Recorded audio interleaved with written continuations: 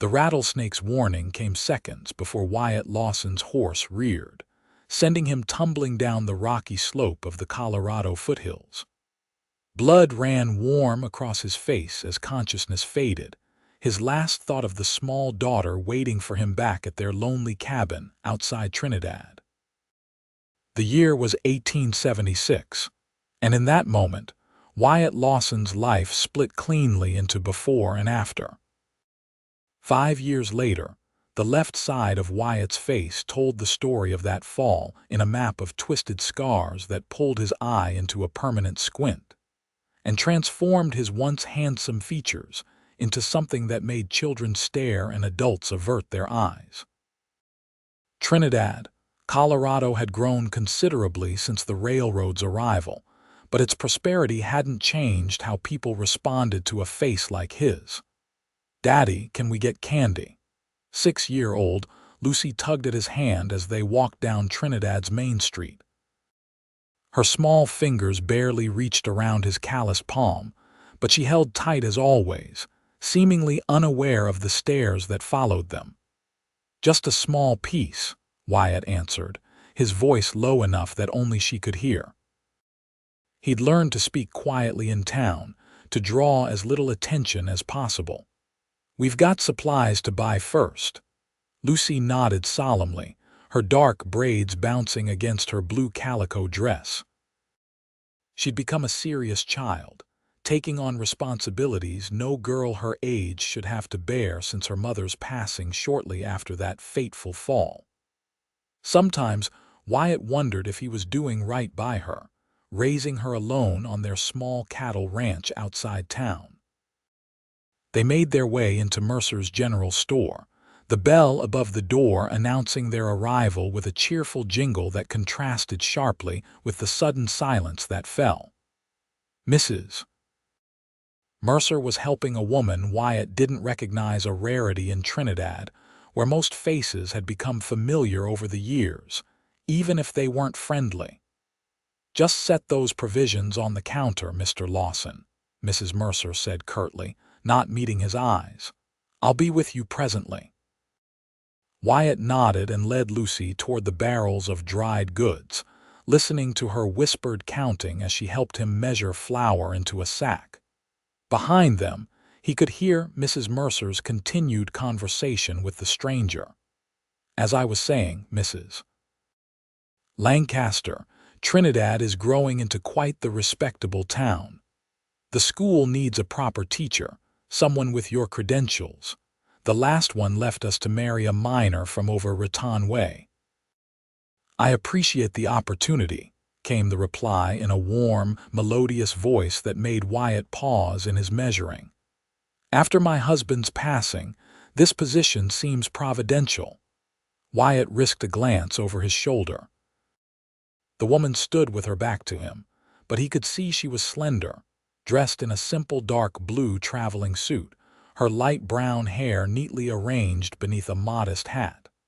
Something about her posture, straight-backed but not rigid, suggested quiet determination. Lucy tugged at his sleeve. "Daddy, we need sugar too." He nodded, guiding her toward the sugar barrel, trying not to listen to the women's conversation but finding himself drawn to the newcomer's voice. "The schoolhouse needs considerable work," Mrs. Mercer was saying. "That's partly why the position has remained vacant these past months." "I'm not afraid of work," the woman, Mrs. Lancaster, replied. "As long as there are children who need education, I can manage with whatever facilities are available." Wyatt allowed himself another look as the women moved toward the door. This time he caught sight of her profile, a straight nose, full lips, and clear, intelligent eyes. She wasn't young, perhaps 30 or so, but her face held a gentle vitality that made something long dormant stir in his chest. "Daddy, you're spilling." Lucy's urgent whisper brought him back to the task at hand. Sugar was indeed cascading over the edge of the scoop he held frozen above their sack. "Sorry, darlin'," he murmured, carefully emptying the scoop and securing the sack. By the time they approached the counter with their goods, Mrs. Mercer was alone, her expression settling into the familiar mask of discomfort she always wore when dealing with him. "Will that be all, Mr. Lawson?" she asked, tallying their purchases without looking up.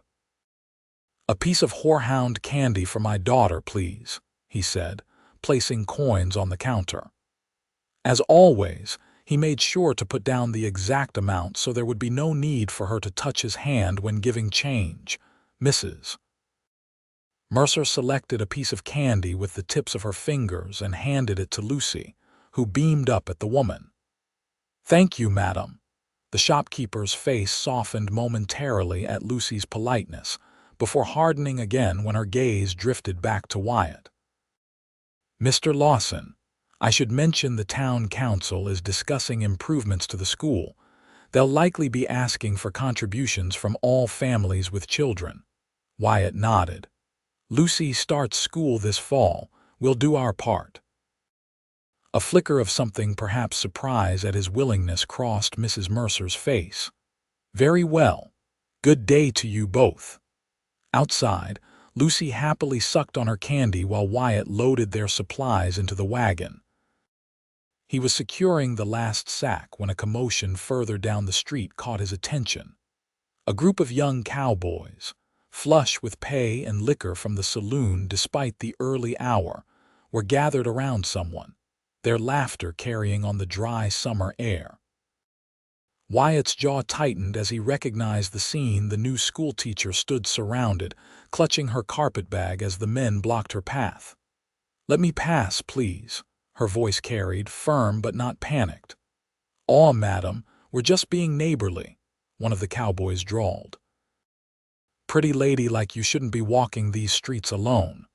Wyatt hesitated. Getting involved rarely ended well for him, but he couldn't simply watch. "Lucy, stay in the wagon," he said, helping her up to the seat. "Don't move from here." He approached the group steadily, keeping his scarred side turned slightly away by habit. "Gentlemen," he said clearly, "the lady asked you to let her pass." The cowboys turned, their amusement shifting to something uglier when they saw who had spoken. The tallest, a rangy fellow with a shock of red hair, stepped forward. "Well, if it ain't the monster of Trinidad," he sneered. "This ain't your concern, Lawson." Wyatt held his ground. "5 men harassing one woman is everyone's concern." "Harassing?" The redhead feigned offense. "We're just introducing ourselves to the new schoolmarm." "Ain't that right, boys?" The woman used their distraction to step away, moving closer to Wyatt. "Thank you, sir, but I can manage," she said, though her grateful glance belied her words. Up close, Wyatt could see her eyes were a clear hazel, steady despite the situation.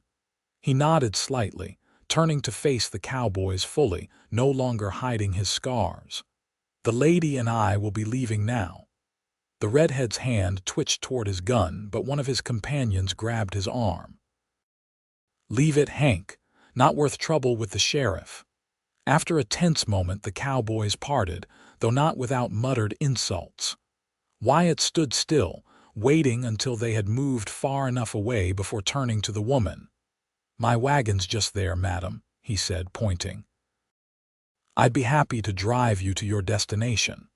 She studied him openly, her gaze lingering on his scars without disgust or pity, just simple acknowledgement. "That's very kind. I'm staying at Mrs. Wilson's boarding house until the teacherage is repaired." "We're headed that direction," Wyatt said, though they weren't.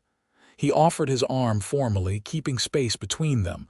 To his surprise, she took it without hesitation. "I'm Deborah Lancaster," she said as they walked to the wagon. "The new teacher." "Wyatt Lawson," he replied.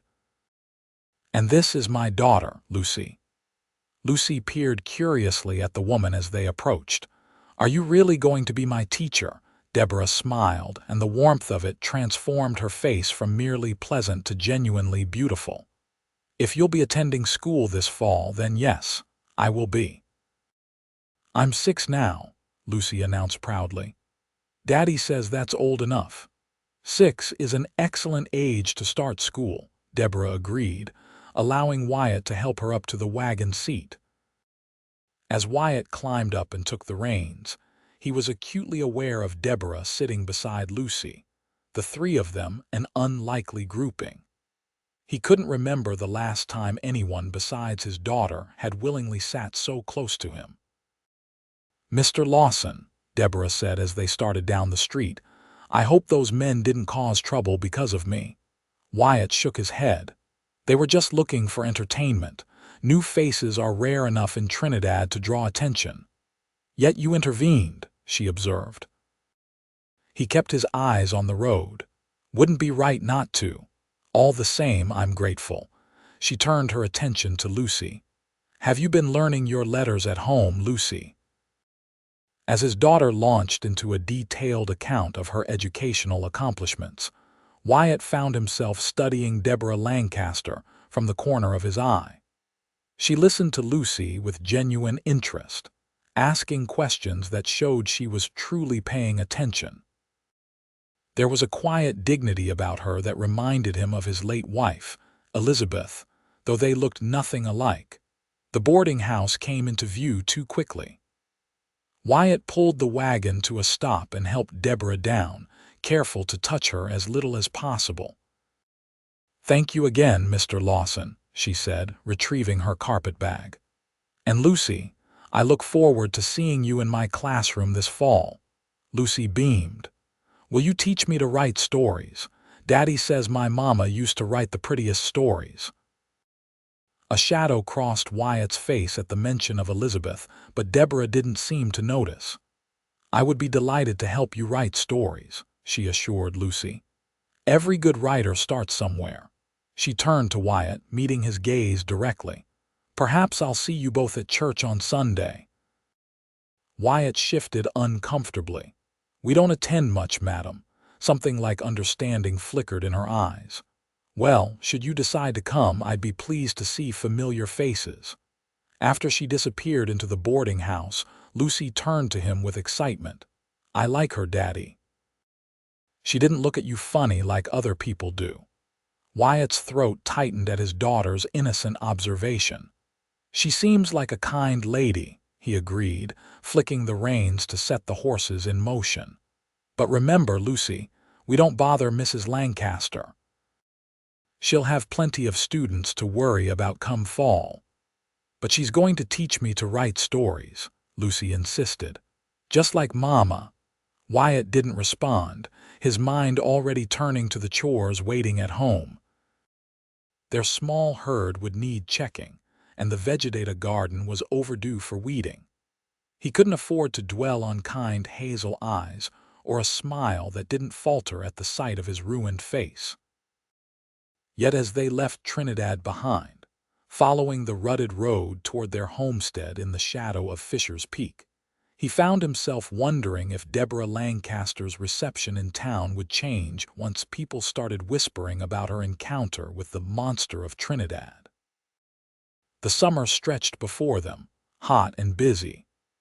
Wyatt worked from dawn until dusk, mending fences, tending cattle, and bringing in enough hay to see them through the coming winter. Lucy helped as much as a 6-year-old could, collecting eggs from their small chicken coop and watering the garden while chattering about starting school. Mrs. Lancaster might need help fixing up the schoolhouse, she announced one evening as they sat on their small porch watching the sunset paint the distant mountains gold and purple. "Tommy Wilson told me it's got a hole in the roof and mice living in the walls." Wyatt sipped his coffee. "I expect the town council will see to repairs." Lucy swung her legs, her bare feet not yet reaching the porch floor. "Tommy says they're too busy arguing about the new railroad spur." This didn't surprise Wyatt. Trinidad's growth had brought prosperity but also conflict over development. The coal mines and cattle interests were constantly vying for influence. "Daddy," Lucy said after a pause, "could we go to church on Sunday? Mrs. Lancaster said she'd be pleased to see us." Wyatt studied his daughter's hopeful face. He hadn't set foot in Trinidad's church since Elizabeth's funeral, unable to face the sidelong glances and hushed whispers. but Lucy deserved more than isolation. "We'll see," he said finally, which was as close to a yes as he could manage. Sunday arrived clear and warm. Wyatt rose early, shaved carefully around his scars, and put on his one good suit, the same one he'd worn to Elizabeth's funeral. It felt tight across the shoulders after years of physical labor. Lucy was already awake, her excitement palpable as she put on her best dress, a blue calico that Elizabeth had sewn before she died, let out several times since by Wyatt's clumsy but determined hands. "You look mighty pretty," he told her as he braided her dark hair, his big fingers surprisingly deft at the task after years of practice. "Will Mrs. Lancaster think so?" Lucy asked, tilting her head to look up at him. "I'm certain of it," he assured her, tying off the second braid with a ribbon. The trip to town was quiet, Lucy sensing his nervousness and respecting it in her solemn way. As they approached the white clapboard church, Wyatt could see a crowd gathering outside. His hands tightened on the reins, almost turning the wagon around, but Lucy's expectant face kept him moving forward. They arrived just as the bell began to ring. Wyatt helped Lucy down, then stood awkwardly beside the wagon, acutely aware of conversations faltering as people noticed them. A few men nodded curtly in his direction, ranchers who occasionally bought calves from him but most simply stared or looked away. "Wyatt Lawson, as I live and breathe." Sheriff Taylor approached, extending his hand. The older man had always treated Wyatt fairly, even after the accident. "Good to see you in town for something besides supplies." Wyatt shook his hand, grateful for the normal greeting. "Lucy wanted to come," he explained. The sheriff smiled down at the girl. "Well, Miss Lucy, you're growing like a weed. Your daddy bringing you to meet your new teacher." Lucy nodded enthusiastically. "We already met her. Daddy helped her when some cowboys were being mean." The sheriff's eyebrows rose. "Is that so? Well, I'm glad to hear it. Mrs. Lancaster seems a fine lady. Educated back east, I hear." Before Wyatt could respond, a familiar voice called out. "Good morning, Miss Lucy." Deborah Lancaster approached, looking radiant in a simple green dress, her hair arranged neatly beneath a modest hat. She smiled warmly at Lucy, then turned that same smile on Wyatt. "Mr. Lawson, how lovely to see you both." Wyatt removed his hat. "Mrs. Lancaster." "Please, won't you sit with me?" she asked, seemingly oblivious to the stares this invitation generated. "I find church services less intimidating with friendly faces nearby." Wyatt hesitated, but Lucy was already taking Deborah's outstretched hand. "We'd be honored, madam," he said finally, following them into the church. They sat near the back, which suited Wyatt fine. As the congregation filed in, he kept his eyes forward, ignoring the whispers and stares. Beside him, Deborah sat straight-backed but relaxed, occasionally leaning down to whisper something to Lucy that made the child smile. The service passed in a blur of hymns and prayers, Wyatt too conscious of Deborah's presence beside him to focus on Reverend Thornton's sermon.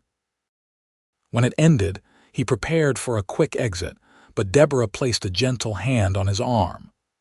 "Would you and Lucy join me for dinner at the boarding house?" she asked. "Mrs. Wilson always prepares too much food on Sundays, and I'd welcome the company." Before Wyatt could formulate a polite refusal, Lucy piped up. "Could we, Daddy? Please?" Trapped between his daughter's hopefulness and Deborah's kind invitation, Wyatt found himself nodding. "That's mighty generous of you, madam." Outside, they were intercepted by Mrs. Mercer and several other town matrons who drew Deborah aside with barely concealed urgency. Though they spoke in low voices, Wyatt could hear their concern. "Mrs. Lancaster, are you quite certain about this invitation?" Mrs. Mercer asked, her eyes darting toward Wyatt. "Mr. Lawson keeps to himself for good reason." Deborah's response was clear and firm. "I'm quite certain, Mrs. Mercer. Mr. Lawson and his daughter have shown me nothing but kindness since my arrival. But his appearance," another woman began, "is of no concern to me," Deborah finished, her tone brooking no argument. She returned to Wyatt's side with an apologetic smile. "Shall we go? I believe Mrs. Wilson has prepared roast chicken today. Dinner at the boarding house was awkward at first. Mrs. Wilson, a widow who ran the establishment with military precision, clearly disapproved of Wyatt's presence, but was too professional to say so. The other boarders, a young bank clerk, an elderly gentleman who worked as the town's telegraph operator, and a middle-aged seamstress, were polite but distant. Only Deborah seemed genuinely at ease, drawing Lucy into conversation about books she might enjoy reading and gently including Wyatt with questions about the area's history. "How long has your family been in Trinidad, Mr. Lawson?" she asked, as they enjoyed Mrs. Wilson's apple pie for dessert. "Since '67, Wyatt replied. "Came out from Missouri after the war, started with 20 head of cattle and built from there." "And you've managed the ranch alone all these years?" There was genuine interest in her question, not pity. "Not entirely alone," Wyatt said, glancing at Lucy with a small smile. "Had good help." Lucy beamed with pride. "I can feed the chickens and collect eggs all by myself, and I help with the garden too." "That's very impressive," Deborah said seriously. "You must be a great comfort to your father." After dinner, Wyatt thanked Mrs. Wilson and prepared to leave, but Deborah walked them out to their wagon. "I've been meaning to ask," she said as Wyatt helped Lucy up to the seat, "if you might be willing to look at the schoolhouse roof. The town council has approved funds for repairs, but no one seems eager to begin the work." Wyatt paused. "I'm not a carpenter, madam, but you maintain your own buildings, I assume." When he nodded, she continued, "That's more experience than anyone else has offered." "I'd be happy to compensate you for your time." "No need for that," Wyatt said quickly. "I'd be glad to take a look." Deborah's smile lit up her face. "Wonderful. Perhaps tomorrow afternoon. I'll be cleaning the inside, trying to evict the mice Mr. Wilson mentioned." Wyatt found himself agreeing before he could think better of it. As they drove home, Lucy chatted happily about Mrs. Lancaster and her plans for school, while Wyatt wondered what had possessed him to volunteer his time in town, where every moment exposed him to stares and whispers. Yet the next day found him loading tools into his wagon and heading back to Trinidad. The schoolhouse sat at the edge of town, a simple one-room building that had seen better days. As he pulled up, he could see Deborah through the open door, sweeping vigorously, her sleeves rolled up and a kerchief tied over her hair. She came to the door when she heard the wagon, her face flushed from exertion but brightening when she saw him. "Mr. Lawson, you came." "Said I would," he replied, climbing down from the wagon. "Where's Lucy?" "I left her at home with our neighbor's girl," he explained, gathering his tools. "This isn't work for little ones." Deborah nodded, understanding. "The roof is worst on the north side. There's a ladder around back that should reach." Wyatt spent the afternoon replacing rotted shingles and patching holes while Deborah worked below, clearing out years of dust and neglect. Occasionally, he would hear her exclamation of triumph when she discovered some forgotten supply or teaching aid that could be salvaged. From his perch on the roof, Wyatt could see much of Trinidad spread out before him: the busy Main Street, the railroad depot where smoke billowed from a waiting locomotive, the scattered houses and shops that had sprung up in recent years. It had been a long time since he'd viewed the town this way, as a place of life and possibility rather than judgment and pain. When he climbed down, dusty and sweating in the late afternoon heat, Deborah met him with a dipper of cool water from the schoolhouse pump. "You've done wonders," she said, gesturing to the roof. "I was half afraid it would collapse on my students' heads during the first rainfall." Wyatt drank deeply, then handed back the dipper. "It'll hold now. But the west wall needs attention too. Some of those boards are rotting." "Then I shall add it to my petition for the town council," Deborah sighed. "Though they seem reluctant to invest much in education." "I could do it," Wyatt found himself offering. "Have some lumber at home that would suit. Wouldn't take more than a day's work." Deborah studied him, her head tilted slightly. "Why would you do that, Mr. Lawson? You hardly know me, and from what I gather, this town hasn't been particularly kind to you." The directness of her question caught him off guard. "My daughter will be learning in this building," he said finally. "Want it to be safe for her. For all the children." Something in Deborah's expression softened. "That's very admirable. But I insist on compensating you for materials and labor. I may be just a schoolteacher, but I pay my debts." "No debt between neighbors," Wyatt insisted. Deborah considered this, then nodded slowly. "Very well, but you must at least allow me to provide dinner for you and Lucy when you come to work on the wall. It's the least I can do." They agreed he would return in 2 days' time. As he drove home in the gathering dusk, Wyatt wondered at how easily Deborah Lancaster had maneuvered him into spending more time in Trinidad, and even more surprising, how little he minded. True to his word, Wyatt returned to work on the schoolhouse wall. This time Lucy came along, eager to see her future classroom and spend time with Mrs. Lancaster.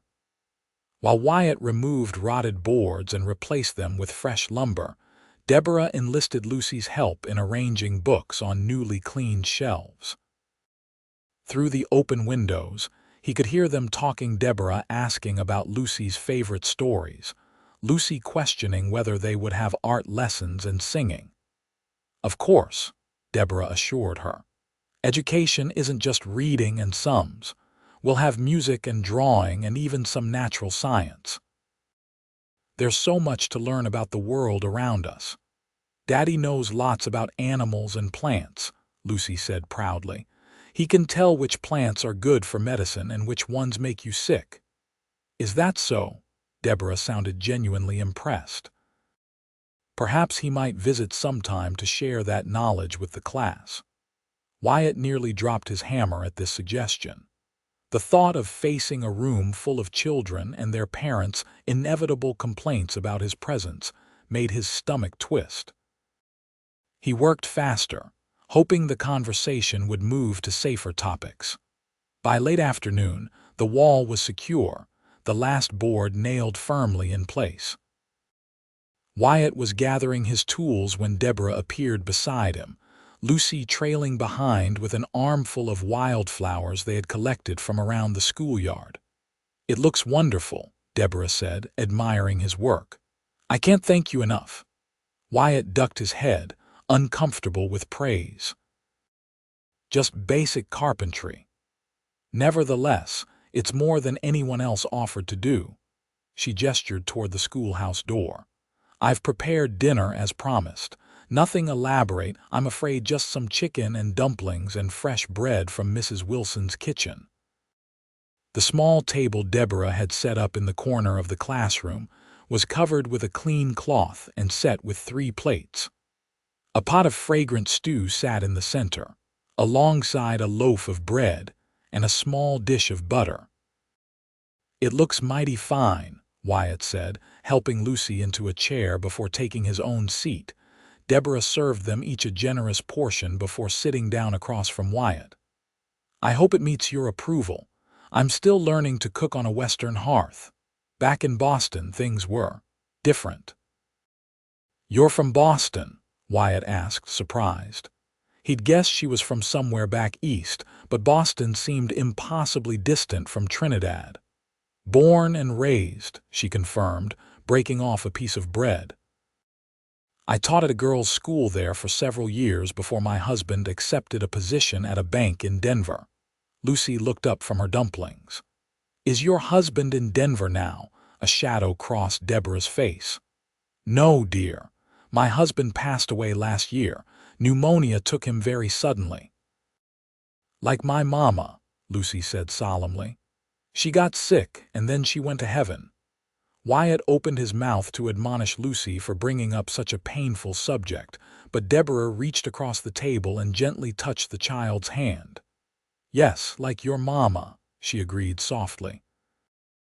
"It's very hard when someone we love has to leave us behind. But Daddy says Mama watches over us from heaven," Lucy continued. "Does your husband watch over you too, Lucy?" Wyatt said, his voice low with warning, but Deborah didn't seem offended. "I like to think so," she told Lucy. "And I think he would be pleased that I've found a new purpose here in Trinidad." As they ate, Deborah asked Wyatt about his cattle operation, listening with genuine interest as he described his small but growing herd and his hopes for expanding if the season's calving went well. In turn, she shared stories of her life in Boston and her journey west with her husband. "William, my husband, was so certain the West was our future," she explained. "He had such dreams for what we might build here. When he died, I could have returned to Boston. My parents certainly wanted me to. But something held me here." "The West gets in your blood," Wyatt agreed, surprising himself with how easily conversation flowed between them. It had been years since he'd spoken this much to anyone besides Lucy. After dinner, as the sun began to set, casting long shadows through the schoolhouse windows, Wyatt knew it was time to leave. "We should be getting back," he said, rising to help Lucy gather the wildflowers she'd scattered while playing. "Of course," Deborah said, but there was reluctance in her voice. "Would you, that is, might I impose on you once more before school begins? The benches need securing to the floor, and I'm afraid that's beyond my abilities." Wyatt hesitated only briefly. "I could come Saturday." "Wonderful." "And perhaps," she paused, suddenly uncertain, "perhaps you might stay for supper again. I've enjoyed your company very much." The simple admission made something warm unfurl in Wyatt's chest. "We'd be honored, Mrs. Lancaster." "Deborah," she corrected gently. "After sharing meals and work, I think we might use first names, don't you?" Wyatt nodded, not trusting himself to speak. As they drove home through the gathering twilight, Lucy fell asleep against his shoulder, but Wyatt remained wide awake, his mind filled with the image of Deborah's smile and the sound of his name on her lips. Over the next few weeks, Wyatt found himself in Trinidad more frequently than he had been in years. There was always some small repair needed at the schoolhouse, a window that wouldn't open, a door that stuck, benches that wobbled. Each time, Deborah welcomed him and Lucy with genuine pleasure, often having prepared a meal or at least coffee, and whatever baked goods Mrs. Wilson had made that day. Word spread through town about the scarred rancher's frequent visits to the new schoolteacher. Wyatt became aware of the whispers and sidelong glances whenever he drove through town, but for once, they didn't cut as deeply. Deborah's friendship, for he had begun to think of it as such, provided an unexpected buffer against the town's judgment. One Saturday in late August, as the summer heat began to yield to hints of autumn coolness, Wyatt arrived at the schoolhouse to find Deborah struggling to hang a large map of the United States on the wall behind her desk. "Here, let me," he said, taking the unwieldy map from her hands. Their fingers brushed, and he felt an electric jolt at the contact. "Thank you," she said, slightly breathless. "I wanted to have everything perfect before the children arrive next week." Wyatt secured the map with careful precision, aware of Deborah watching him. Lucy had stayed home today, helping their neighbor's daughter collect late summer berries for preserving.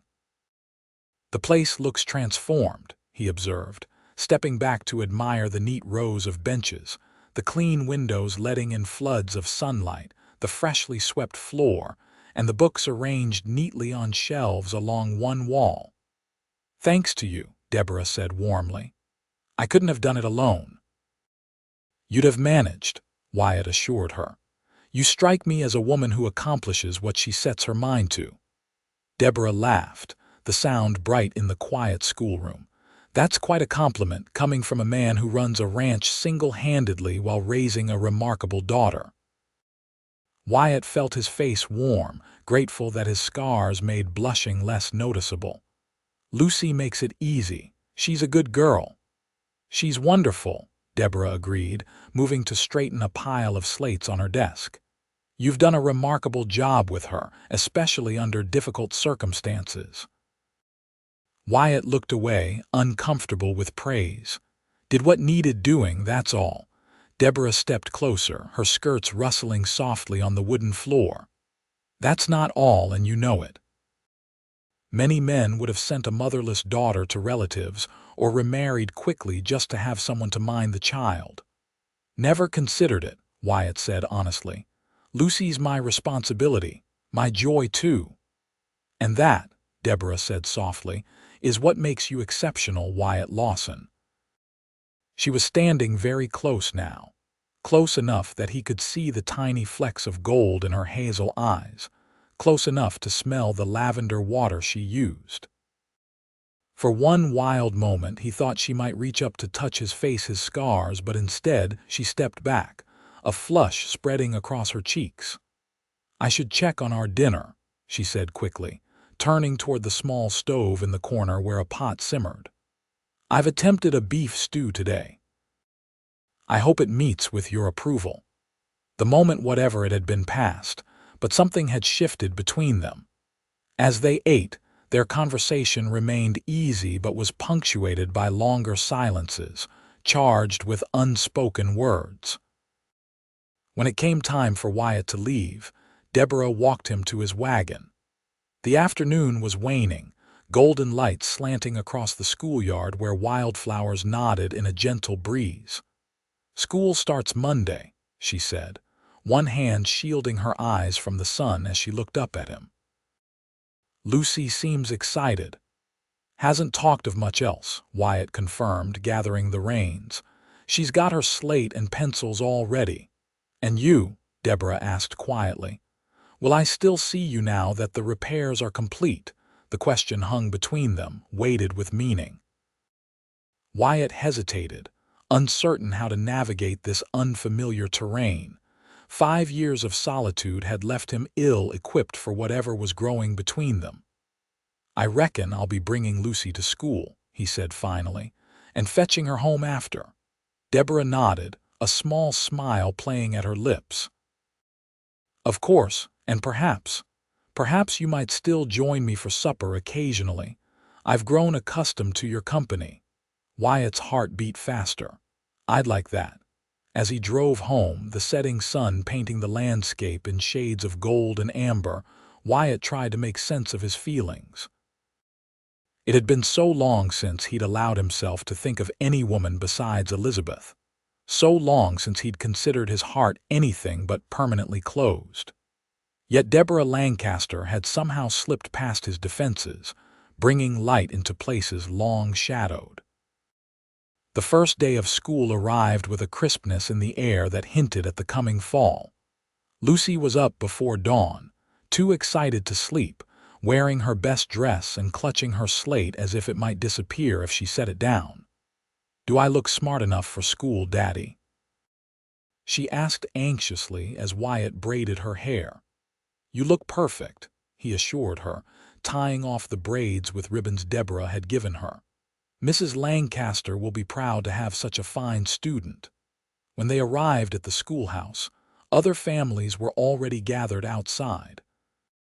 Wyatt felt the familiar stares as he helped Lucy down from the wagon, but she was too excited to notice, already running toward a group of children her age. Deborah stood by the schoolhouse door, greeting each child and parent with a warm smile. When she spotted Wyatt, her face brightened noticeably. She finished speaking with Mrs. Mercer, then made her way toward him. "Good morning, Mr. Lawson," she said formally, mindful of the watching parents. "Lucy looks ready for her first day." Been counting the days, Wyatt replied, keeping his voice low. Hardly slept last night from excitement.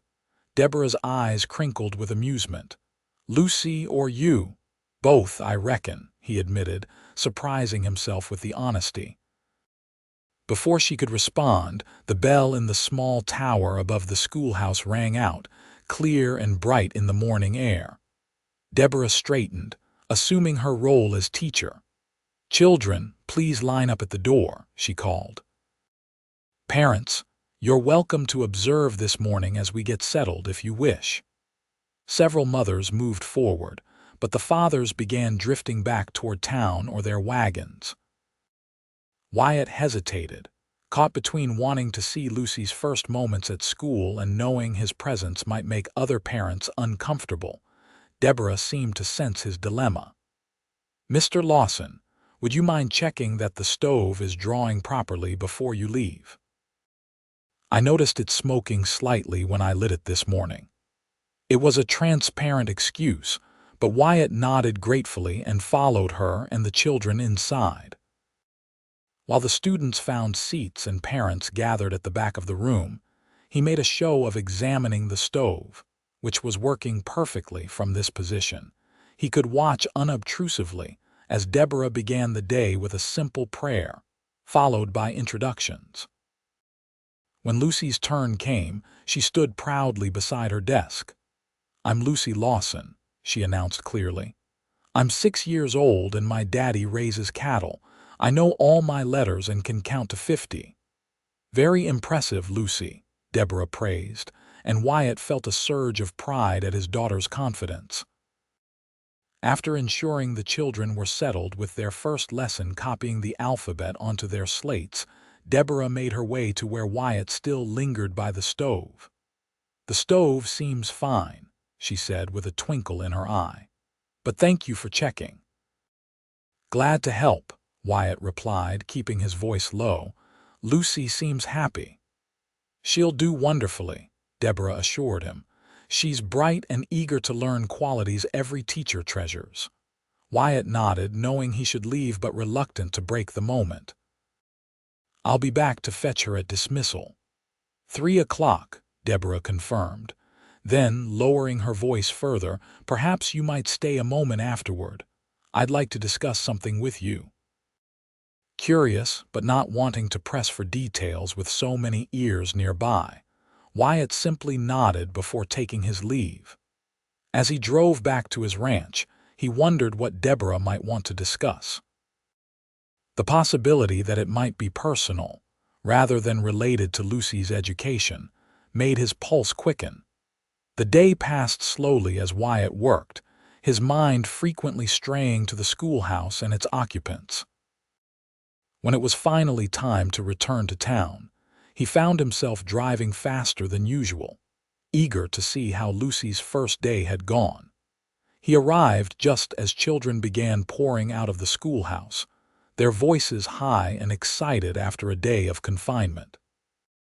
Lucy spotted him immediately and ran to the wagon, her face alight with enthusiasm.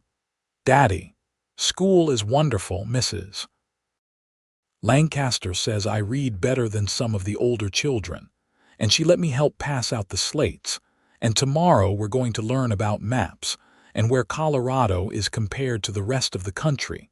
Wyatt smiled at her breathless recitation. "Sounds like you had a fine day, darling."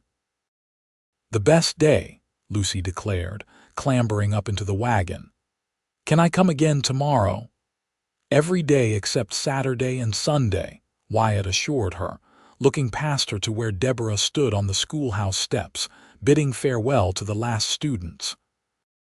Their eyes met across the yard, and she gave a small nod, reminding him of her request to stay. "Lucy, would you mind waiting a few minutes? Mrs. Lancaster wants to speak with me." Lucy was more than happy to remain in the wagon, examining a leaf collection another child had shown her during their midday break. Wyatt approached the schoolhouse, removing his hat as he entered. Deborah was erasing the chalkboard, her back to him. She turned at the sound of his boots on the wooden floor, her face flushed from the day's exertions but her eyes bright. "Thank you for staying," she said, setting down the eraser. "How does Lucy seem?" "Pleased with her first day, couldn't be happier," Wyatt assured her. "Says you let her help with the slates." Deborah smiled. "She's a natural leader among the younger children, already helping those who struggle with their letters." Pride swelled in Wyatt's chest. Her mother would be pleased.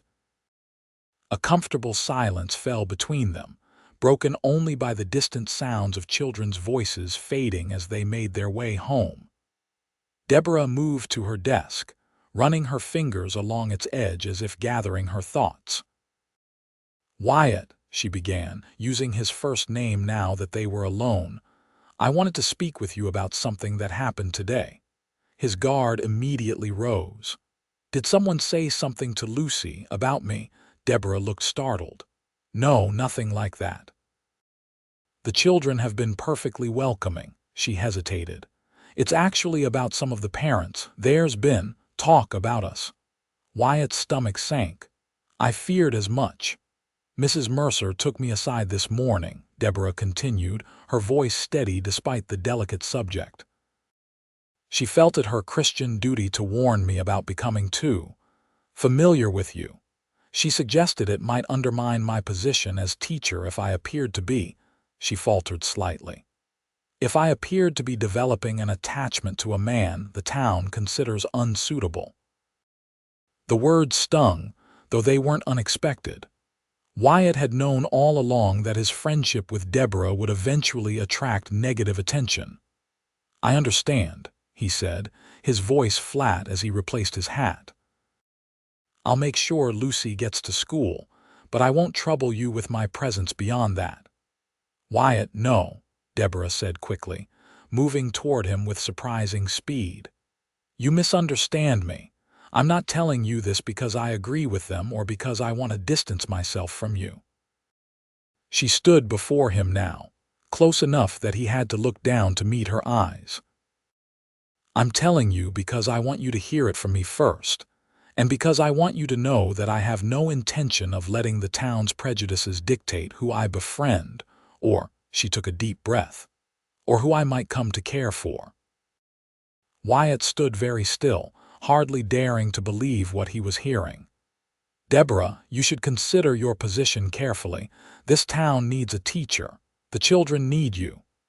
And I need to live with my own conscience," she replied firmly. "I've spent my life conforming to others' expectations, my parents', my husband's, society's. Since William died, I've begun to understand that life is too precious to waste in fear of judgment." She reached up, her movement slow and deliberate, giving him time to step away if he chose. When he remained motionless, she gently touched the left side of his face, her fingers tracing the ridged landscape of his scars. "These are part of you," she said softly, "but they are not who you are. I see the man beneath the devoted father, the skilled rancher, the neighbor who repairs a schoolhouse without being asked. That's the man I've come to respect, to admire, perhaps," her voice dropped almost to a whisper, "to love." The word hung between them, fragile and powerful. Wyatt struggled to find his voice, overwhelmed by emotions he'd thought long buried. "Deborah." The sudden clatter of wagon wheels outside broke the moment. Deborah stepped back quickly, her hand falling away from his face as the schoolhouse door opened to reveal Mrs. Mercer holding a stack of books.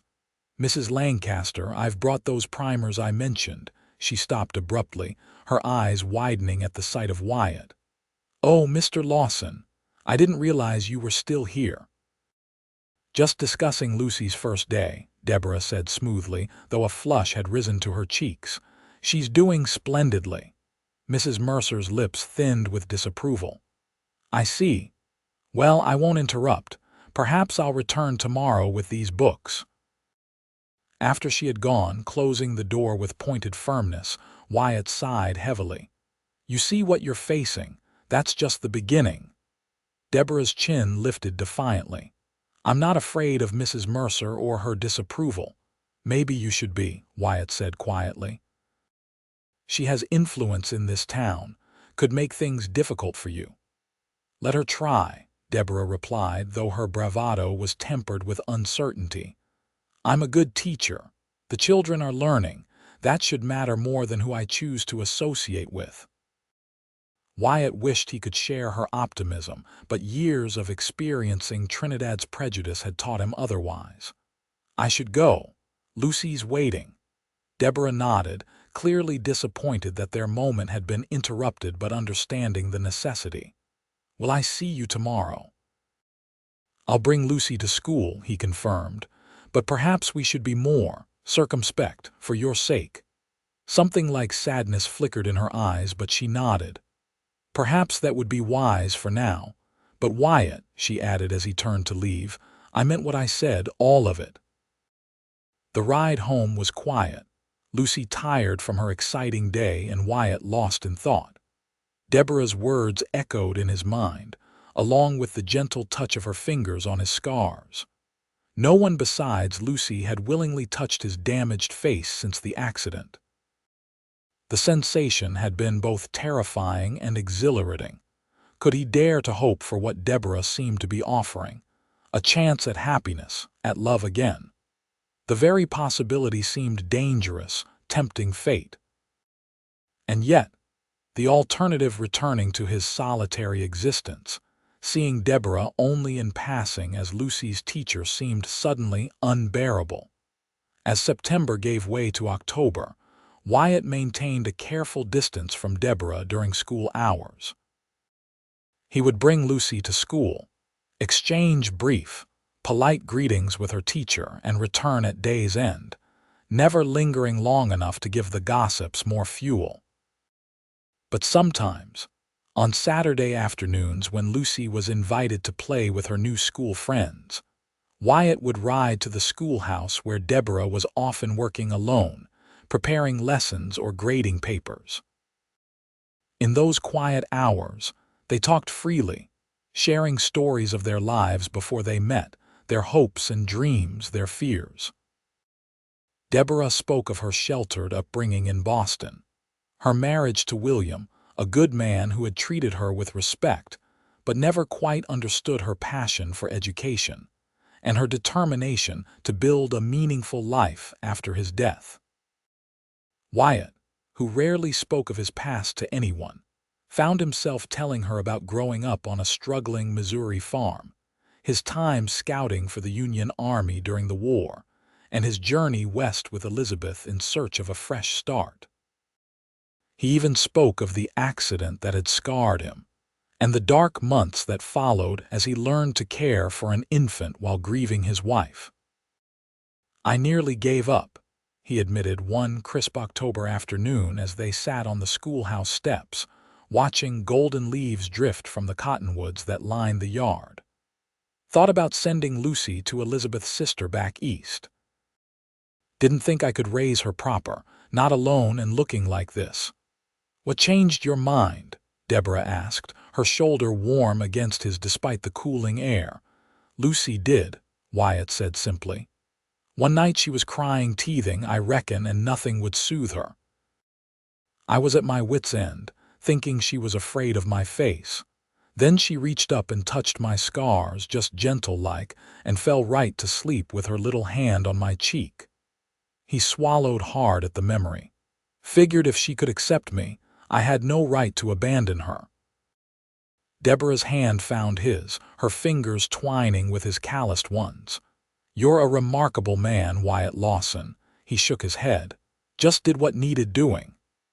That's what makes you remarkable, she insisted. You see what needs to be done and you do it, no matter how difficult. Whether it's raising a daughter alone or helping a new schoolteacher when the whole town turns a blind eye. Wyatt looked down at their joined hands, marveling at how natural it felt. Speaking of the town, how are things at school? Any trouble from Mrs. Mercer or the others? Deborah sighed. Some. There are whispers, of course.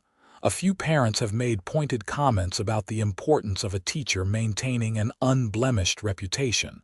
But the children are learning and seem happy, which is what matters most to me. And to most of their parents, I'd wager, Wyatt said. Folk around here are practical when it comes down to it. Long as their kids are learning their letters and sums, they'll tolerate a lot.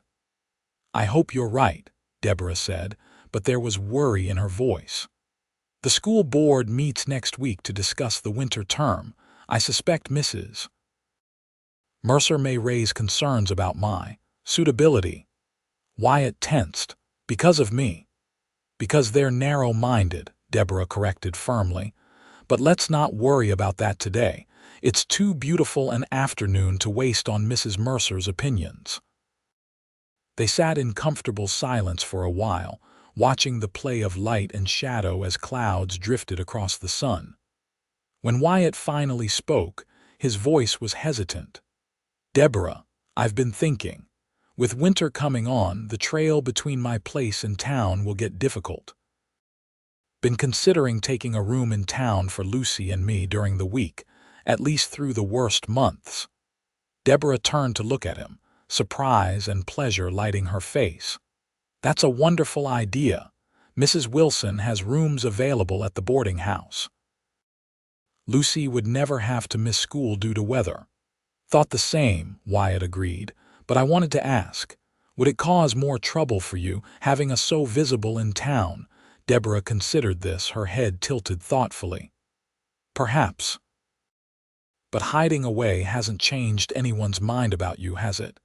Maybe being seen more letting people witness what a good father you are, what a decent man might actually help.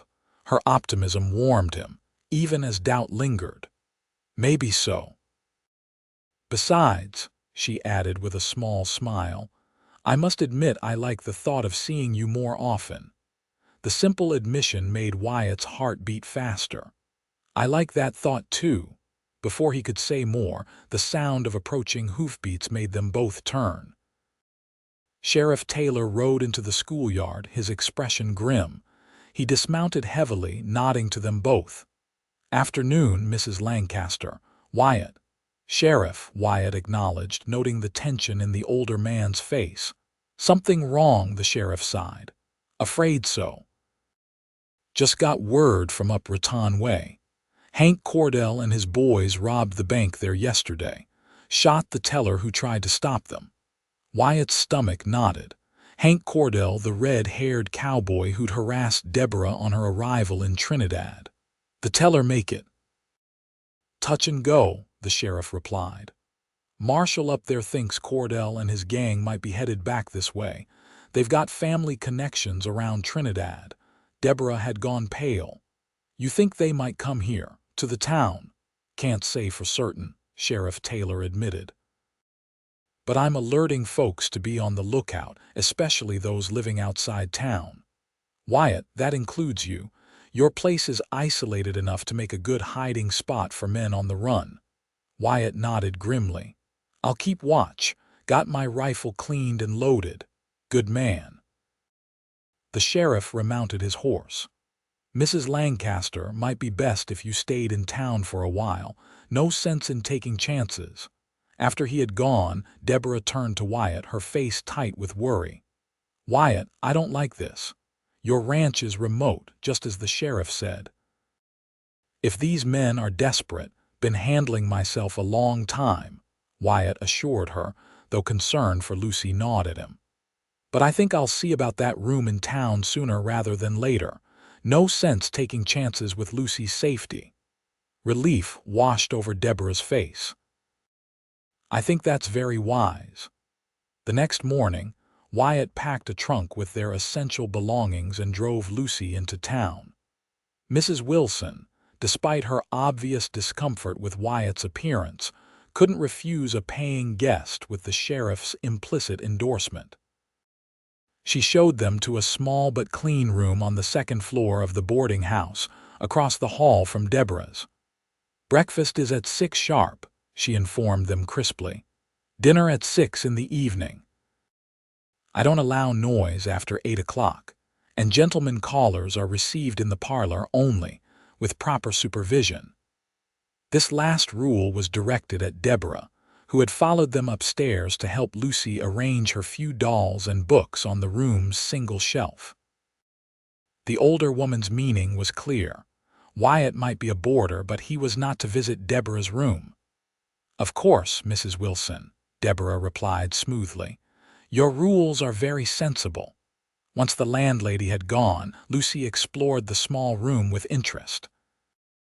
"It's like living in a bird's nest, way up high," she declared, peering out the window at the town below. "A temporary nest," Wyatt reminded her, setting up the folding screen that would give them each a measure of privacy in the shared space. "Just until we're sure those bad men are caught." Deborah watched them, her expression thoughtful. "It will be nice having you both here," she said finally. "Though I'm sorry for the circumstances." The days that followed established a new rhythm to their lives. Wyatt would rise early, have breakfast with the other boarders who gradually became less awkward in his presence, and then ride out to his ranch to tend the cattle and check for any signs of intruders. Lucy would go to school with Deborah, and in the afternoons, she would wait at the boarding house with Mrs. Wilson until Wyatt returned. Evenings were spent in the boarding house parlor, where Lucy would do her schoolwork under Deborah's guidance while Wyatt read the newspaper or mended tack. Sometimes they would play checkers or card games, with Mrs. Wilson keeping a watchful eye from her rocking chair by the fire. Despite the landlady's vigilance, these evenings became the highlight of Wyatt's day, simple domestic scenes that allowed him to imagine a different life. One where he and Deborah and Lucy were truly a family. Trinidad's residents soon grew accustomed to seeing Wyatt Lawson on their streets daily. While some still crossed to the other side when they saw him coming, others began to acknowledge him with nods or brief greetings. The baker's wife even started setting aside a loaf of Lucy's favorite cinnamon bread when she saw them coming. "See," Deborah said one evening as they sat in the parlor after Lucy had gone to bed, "people can change their minds when given the chance." Wyatt wasn't entirely convinced, but had to admit that life in town had been less uncomfortable than he'd feared. "Some can," he allowed. "Others hold tighter to their prejudices." As if to prove his point, Mrs. Mercer appeared in the doorway, her pinched face even more severe than usual. "Mrs. Lancaster, might I have a word?" Deborah glanced at Wyatt before nodding. "Of course, Mrs. Mercer. Please join us." "In private, if you please," the older woman insisted, pointedly ignoring Wyatt. Deborah's chin lifted slightly. "Whatever you have to say can be said here. Mr. Lawson and I have no secrets, Mrs." Mercer's eyes widened at this declaration, but she stepped fully into the parlor, clutching her reticule as if it might shield her. "Very well. I've come directly from the school board meeting. There has been concern expressed about your continued association with certain elements in town." "Certain elements," Deborah repeated, her voice deceptively calm. "I'm afraid I don't understand your meaning, Mrs. Mercer." The older woman's gaze darted to Wyatt, then away. "I think you understand perfectly well. Your friendship with Mr. Lawson has become a topic of considerable discussion. Some parents are questioning whether you are a suitable influence on their children." Wyatt began to rise, intending to leave the room and spare Deborah this confrontation, but her hand on his arm stopped him. "Mr. Lawson is a respected rancher and a devoted father," she said firmly. "His daughter is one of my best students. I fail to see how my friendship with him could possibly affect my ability to teach." Mrs. Mercer's lips thinned to a bloodless line. "A teacher must be above reproach in all aspects of her life. Your behavior suggests a lack of proper judgment." "My behavior has been entirely proper," Deborah replied, her voice taking on an edge, "unless you consider basic human kindness and friendship improper. The nature of your friendship is precisely what concerns the board," Mrs. Mercer said, her meaning unmistakable. There is talk of dismissing you after the winter term if certain changes are not made. Wyatt could remain silent no longer. "Mrs. Mercer," he said quietly, "I understand your concern for the school, but if you're suggesting that Mrs. Lancaster has behaved improperly, you're mistaken. She's shown kindness to a scarred man and his motherless daughter, nothing more." "Your face is not the issue, Mr. Lawson," Mrs. Mercer snapped, finally looking directly at him. "Though I won't pretend it doesn't disturb the children. It's your reputation, a man who hasn't set foot in church in 5 years until Mrs. Lancaster arrived, who lives alone in the hills like some kind of hermit. People talk, they wonder." "Let them wonder," Deborah said, rising to her feet. "My conscience is clear. I teach the children well, and how I conduct my personal affairs is just that, personal." Mrs. Mercer also stood, drawing herself up to her full height, which still left her shorter than Deborah. "Consider yourself warned, Mrs. Lancaster. The board will meet again after Christmas to make a final decision about your continued employment." After she had gone, sweeping out in a rustle of stiff taffeta, Deborah sank back into her chair, the color high in her cheeks. "I'm sorry," Wyatt said quietly. "I never meant to cause trouble for you." Deborah shook her head fiercely. "You have nothing to apologize for, nothing. Mrs. Mercer and her ilk are the problem, not you. Even so, maybe it would be better if Lucy and I returned to the ranch. The sheriff hasn't had any sign of Cordell's gang in the area." "No," Deborah said firmly. "Running away solves nothing. Besides," her voice softened, "I've grown too accustomed to having you both here. The thought of you leaving makes my heart ache." The simple admission hung between them, charged with meaning. Wyatt reached for her hand, his rough fingers closing gently around hers. "Mine too," he admitted. "When I think of going back to that empty cabin, just Lucy and me." "Then don't," Deborah said softly. "Stay. At least through Christmas. Give the town time to see what I see when I look at you." "And what's that?" he asked, his voice barely above a whisper. Deborah's eyes held his, unflinching. "A good man. A man worth standing up for, no matter what Mrs. Mercer and her board might threaten." Before Wyatt could respond, Mrs. Wilson appeared in the doorway, her sharp eyes taking in their clasped hands. "It's getting late," she announced pointedly. "Perhaps it's time to retire." Reluctantly, Wyatt released Deborah's hand. "Good night, Mrs. Lancaster," he said formally for Mrs. Wilson's benefit. "Good night, Mr. Lawson," Deborah replied, but her eyes said much more. As November turned to December, snow blanketed Trinidad, confirming the wisdom of Wyatt's decision to take rooms in town. On days when the weather permitted, he still rode out to check his cattle, but increasingly he found work in town helping the blacksmith, whose arthritis made the cold weather painful, or assisting the livery stable owner with difficult horses. To his surprise, he discovered that many in town were willing to accept his help once they moved past their initial discomfort with his appearance. The blacksmith, a gruff man named Peterson, even commented that Wyatt had a natural way with metal and suggested he might take on apprentice work if ranching ever lost its appeal. Lucy thrived at school and made several close friends who began visiting the boarding house to play. At first, their parents were hesitant, but as they saw how gentle Wyatt was with the children, how carefully he minded their games and made sure no one was excluded, many relaxed their guard. "See," Deborah said one evening after Lucy and her friends had put on a Christmas pageant for the boarding house residents, "they're beginning to understand what I've known all along." Wyatt wasn't so sure. For every parent who smiled and thanked him for watching their child, there was another who arrived early for pickup, tight-lipped and anxious to hurry their son or daughter away. Mrs. Mercer and her faction continued to regard him with open disapproval. "Some minds won't be changed," he remarked.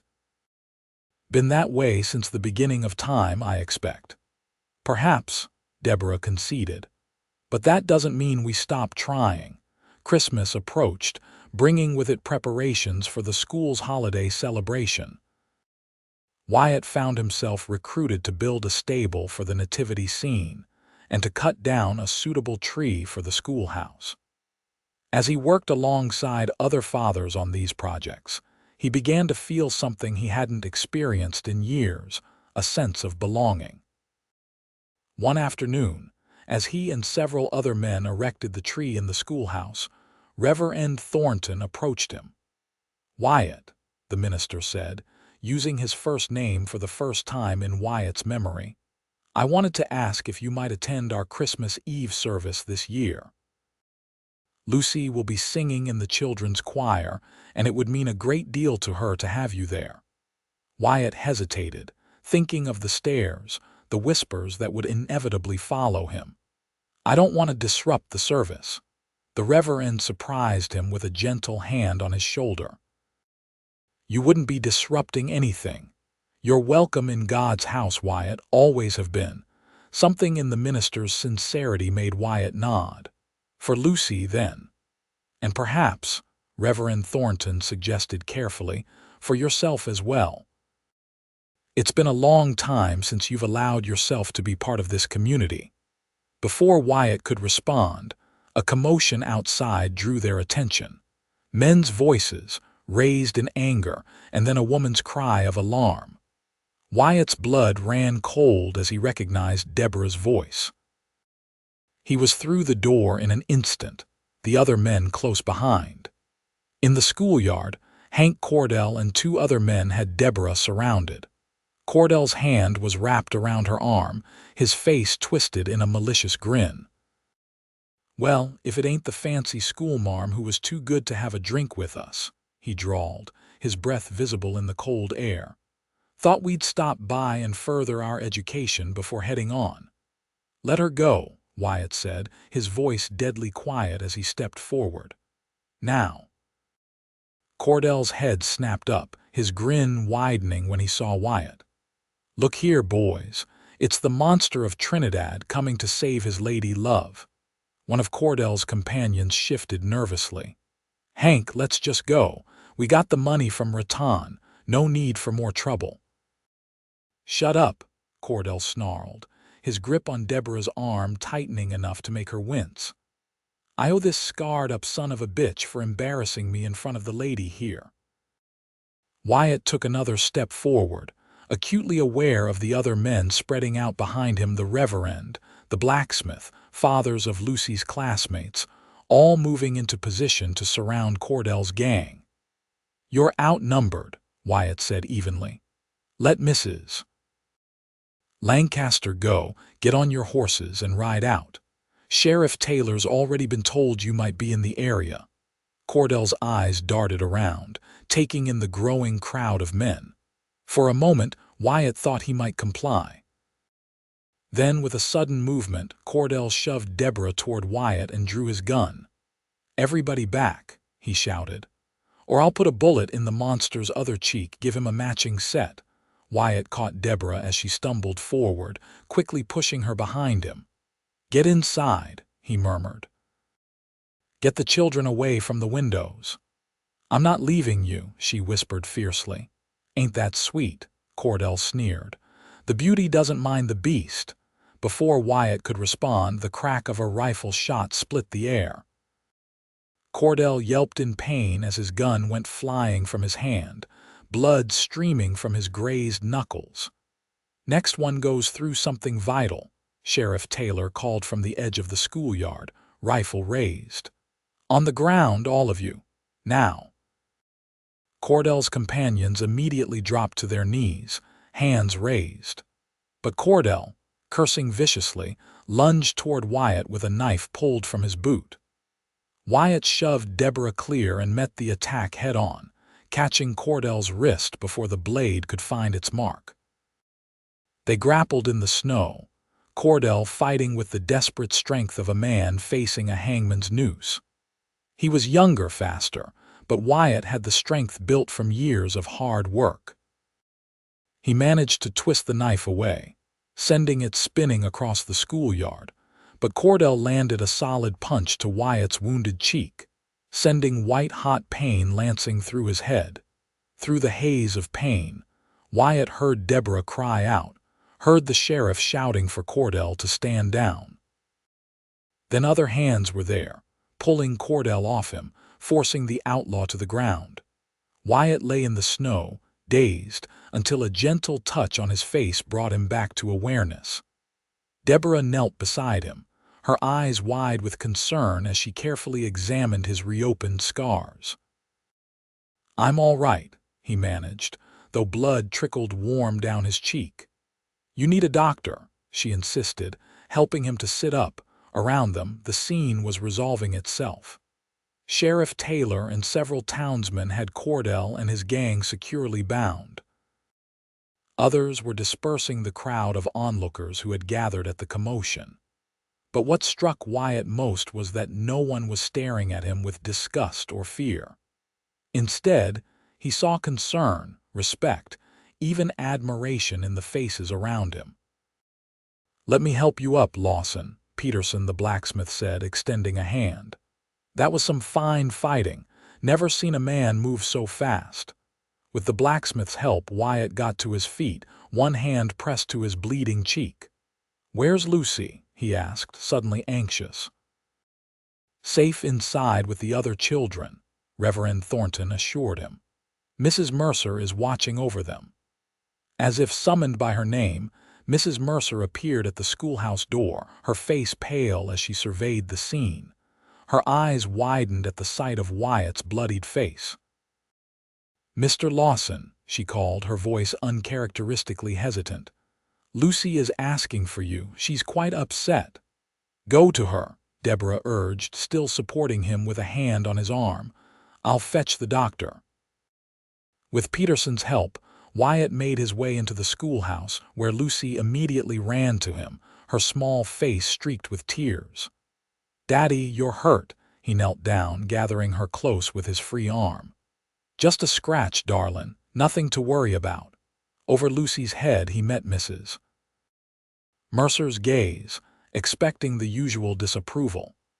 Instead, he found her watching him with an expression he couldn't quite interpret, something between surprise and reluctant reassessment. "Your daughter was very brave," she said stiffly. When the other children became frightened by the commotion, she helped calm them, said her daddy would make everything right. "She has great faith in you," Reverend Thornton observed quietly. "More than I deserve," Wyatt murmured, pressing a kiss to Lucy's hair. The doctor arrived shortly afterward, ushering Wyatt to a chair to examine his reopened wounds. "You'll need a few stitches," he declared after cleaning away the blood. "But it could have been much worse. That fellow meant business with that knife." As the doctor worked, Wyatt was aware of Deborah hovering nearby, her face taut with worry. Lucy refused to leave his side, holding his hand tightly throughout the procedure. More surprising was the steady stream of townspeople who came to check on him, parents of Lucy's schoolmates, shopkeepers he'd barely spoken to in years, even Mrs. Wilson from the boarding house. "You're something of a hero today, Lawson," the doctor remarked as he tied off the last stitch. "Standing up to those outlaws protecting the schoolmarm." Wyatt shook his head slightly, wincing at the pull of the fresh stitches. "Just did what anyone would do." "But they didn't," Deborah said quietly. "You were the first to step forward, you always are." By evening, the story of how Wyatt Lawson had faced down Hank Cordell's gang to protect the schoolteacher had spread throughout Trinidad. When he, Lucy, and Deborah finally returned to the boarding house, they found the parlor filled with people bringing food, offers of help, and words of gratitude. "It's like they've never seen me before today," Wyatt murmured to Deborah as they stood in a quiet corner, watching Lucy proudly accept compliments on her father's bravery. "Perhaps they haven't," Deborah replied. "Not really. They saw your scars and stopped looking deeper." until today forced them to see the man beneath. The days leading up to Christmas passed in a blur of preparations and unexpected kindnesses. Someone Wyatt suspected, Reverend Thornton, had spread the word that Lucy and her father might appreciate some holiday cheer, and the townspeople responded with surprising generosity. Cookies appeared on their doorstep, a new dress for Lucy was delivered by the seamstress, and Peterson the blacksmith presented Wyatt with a finely crafted set of spurs. "Don't make a fuss," the gruff man said when Wyatt tried to thank him. "Been meaning to give these to someone worthy of them for years." On Christmas Eve, Wyatt donned his good suit and escorted Lucy and Deborah to the church service. As they entered, he braced himself for the usual stares and whispers, but instead found himself greeted with nods and smiles. Reverend Thornton personally showed them to a pew near the front, where they could clearly see the children's choir when they performed. "God is pleased when his children come home," the Reverend said quietly to Wyatt, with a meaningful look that spoke volumes. The service was beautiful, the church decorated with evergreen boughs and candles that cast a warm glow over the assembled congregation. When Lucy's class rose to sing, Wyatt felt his chest tighten with pride at the sight of his daughter's solemn face as she joined in the ancient carols. Beside him, Deborah slipped her hand into his, her fingers warm and reassuring against his palm. In that moment, with the children's voices rising in praise and Deborah's hand in his, Wyatt felt a peace he hadn't known since before Elizabeth's death. After the service, they joined the congregation in the church hall for refreshments. To Wyatt's astonishment, people approached him freely, offering Christmas wishes and engaging him in conversation, as if the past 5 years of avoidance had never happened. "It's a Christmas miracle," Deborah whispered, smiling as she watched Mrs. Mercer herself offering Lucy a cookie with an almost grandmotherly smile. "Something like that," Wyatt agreed, still not entirely trusting this new acceptance but willing to embrace it for Lucy's sake.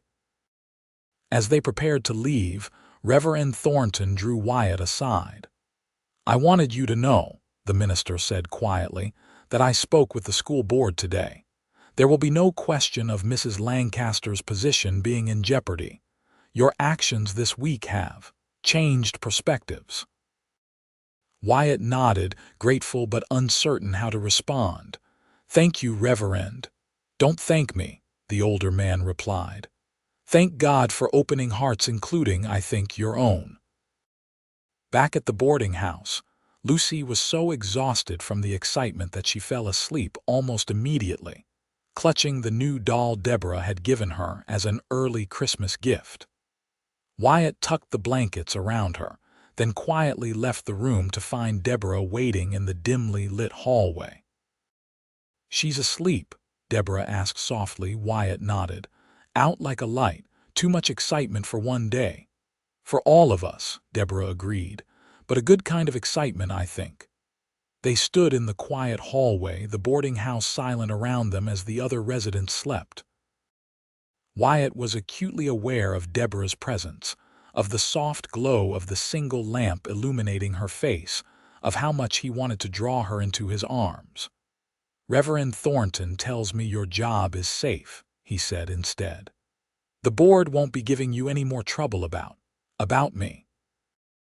Deborah smiled, stepping closer. "I'm glad, though I would have stood my ground regardless."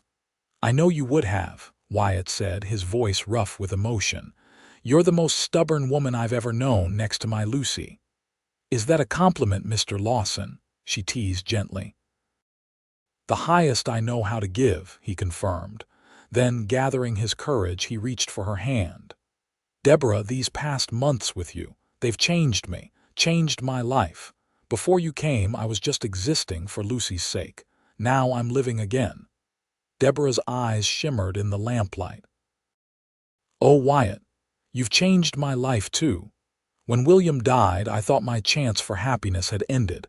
I came west out of duty to his memory, but I found something I never expected." "What's that?" he asked, his heart hammering in his chest. A man brave enough to face a town's prejudice. A father devoted enough to raise a remarkable daughter alone. A friend kind enough to repair a schoolhouse without being asked. She raised her free hand to gently touch his scarred cheek. "A man I've come to love, scars and all." Wyatt covered her hand with his own, turning his face to press a kiss to her palm. "I love you too," he said simply. "Have for months now, I reckon. Just didn't dare hope you might feel the same." "I do," she whispered, "with all my heart." In the quiet hallway of Mrs. Wilson's boarding house on Christmas Eve of 1881, Wyatt Lawson kissed Deborah Lancaster for the first time. It was a gentle kiss, tender and full of promise, and when it ended they stood with foreheads touching, sharing breath and silent joy. "Merry Christmas, Wyatt," Deborah whispered. "Merry Christmas, Deborah," he replied, his heart fuller than he had thought possible. The new year brought changes to Trinidad, Colorado, and to the lives of Wyatt Lawson and Deborah Lancaster. With the town's newfound acceptance of Wyatt, he found himself increasingly involved in community matters. When the spring thaw revealed damage to the church roof, he was among the first called to help with repairs.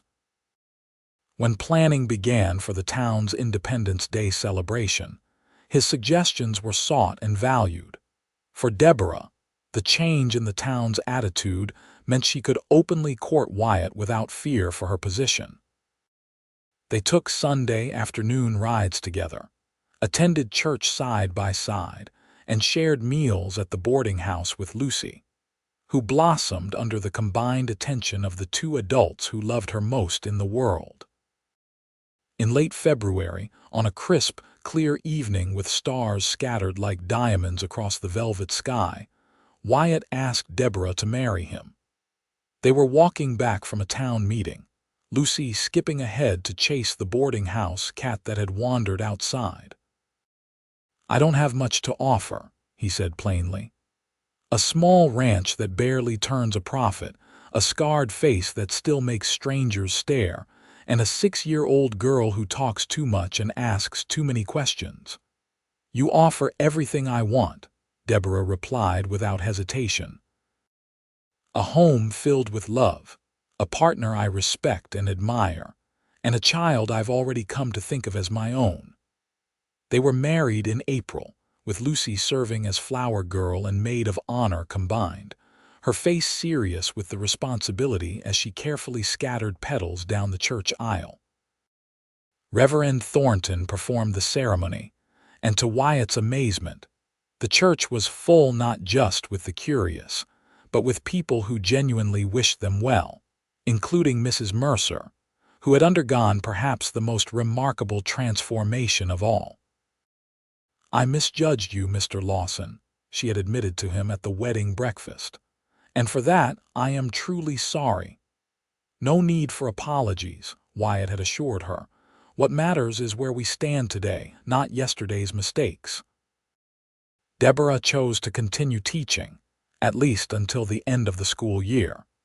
She and Wyatt moved into his ranch house, which suddenly seemed less lonely with her presence filling it. She brought her books, her Boston china, and her unwavering belief in possibilities that Wyatt had long since abandoned. Together, they expanded the garden, added a second bedroom for Lucy, and began planning improvements to the cattle operation that would allow them to build a larger home in a few years' time. Wyatt found himself looking toward the future with hope again, making plans that extended beyond the next season. One warm evening in early summer, they sat on the porch together, watching the sunset paint the distant mountains gold and purple. Lucy had gone to bed early, tired from a day of helping Deborah plant flowers around the house. "She asked me something interesting today," Deborah said, leaning her head against Wyatt's shoulder. "She wanted to know if she should call me mother." Wyatt tensed slightly. "What did you tell her?" I said that I would be honored, but that it was entirely her choice, that Elizabeth would always be her mother and I would never try to replace her memory. Wyatt pressed a kiss to her hair. That was the right answer. She thought about it very seriously, Deborah continued, in that solemn way she has. Then she said she thought she would call me Mama Deborah, because she already has a mother in heaven, but she needs one on earth too. Tears stung Wyatt's eyes. Wise beyond her years, our Lucy.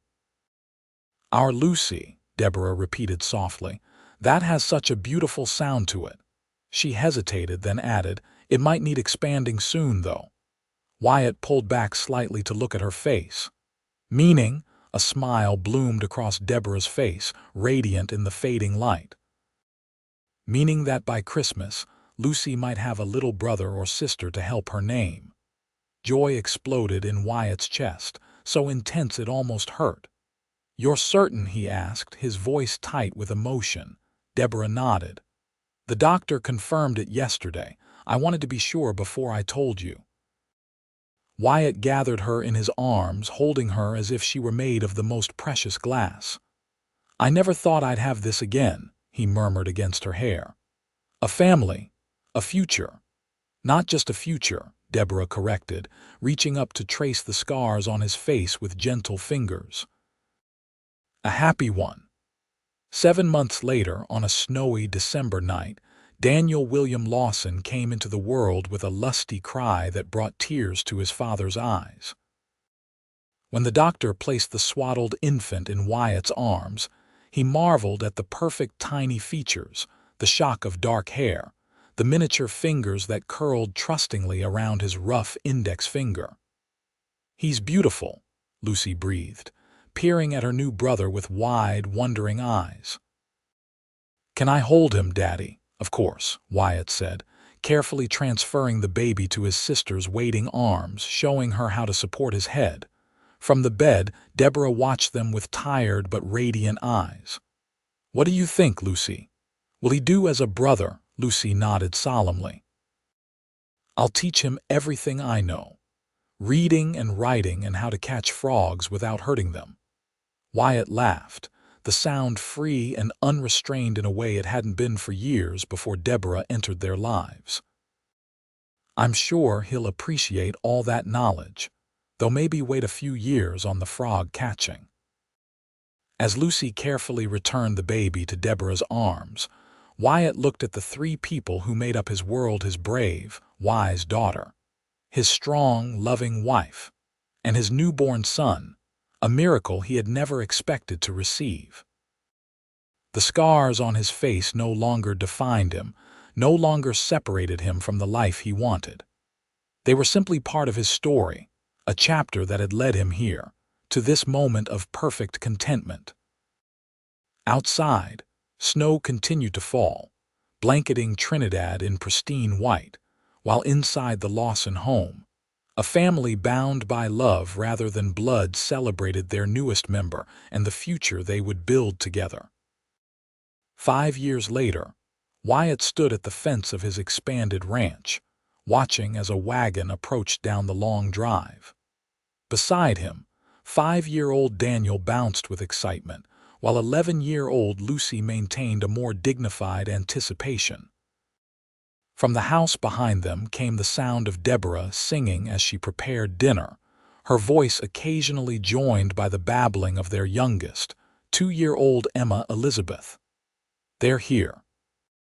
Daniel shouted as the wagon drew closer, revealing Sheriff Taylor, now retired, and his wife, along with several other familiar faces from Trinidad. Remember your manners, Lucy instructed her brother primly, though her own face glowed with excitement at the visitors. As Wyatt welcomed their guests, accepting handshakes and claps on the shoulder from men who had once crossed the street to avoid him, he marveled at how completely his life had transformed. The monster of Trinidad had become simply Wyatt Lawson, rancher, husband, father, respected member of the community. Later, as they all gathered around the long table Wyatt had built the previous winter, Reverend Thornton offered a blessing that brought unexpected tears to Wyatt's eyes. Lord, we thank you for this food, this fellowship, and for the reminder that your grace works in unexpected ways. We look at Wyatt and Deborah Lawson and their beautiful family, and we see evidence of your healing power not just for wounds of the flesh, but for the deeper wounds of the spirit. May we all remember that true beauty lies beneath the surface, and that love sees with clearer eyes than fear. Across the table, Deborah met Wyatt's gaze, her hazel eyes bright with shared emotion. 5 years of marriage had only deepened their connection, each challenge and joy binding them more tightly together. She still taught at the school, though now only 3 days a week, allowing her more time with their growing family.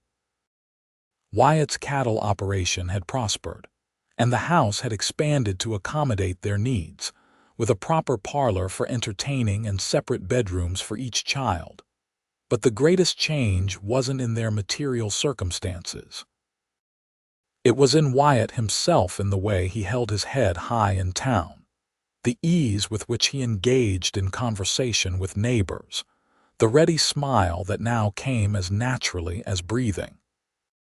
After their guests departed and the children were tucked into bed, Wyatt and Deborah stood on the porch together, his arm around her waist as they gazed up at the star-scattered sky. "Happy?" he asked, though he knew the answer. Deborah turned in his embrace, reaching up to trace the familiar landscape of his scars, a gesture that had become her way of saying, "I see you, all of you." "Completely," she assured him. "Are you?" Wyatt smiled, drawing her closer. "More than I ever thought possible." "You gave me back my life, Deborah. You saw the man beneath the scars when no one else would look." "I saw a man worth knowing," she corrected gently. "A man worth loving. The rest of the world just needed time to catch up." As they stood together in the quiet Colorado night, surrounded by the home they had built and the family they had created, Wyatt Lawson silently thanked the twist of fate that had brought him to that rocky slope years ago. Though the fall had scarred him, it had also set him on a path that eventually led to Deborah, to love, to healing, to a life fuller and richer than he could have imagined possible when he lay bleeding on those rocks, certain that his future had been destroyed along with his face. Some scars, he had learned, were not endings but beginnings, and some beginnings, no matter how painful, could lead to the most beautiful of destinations.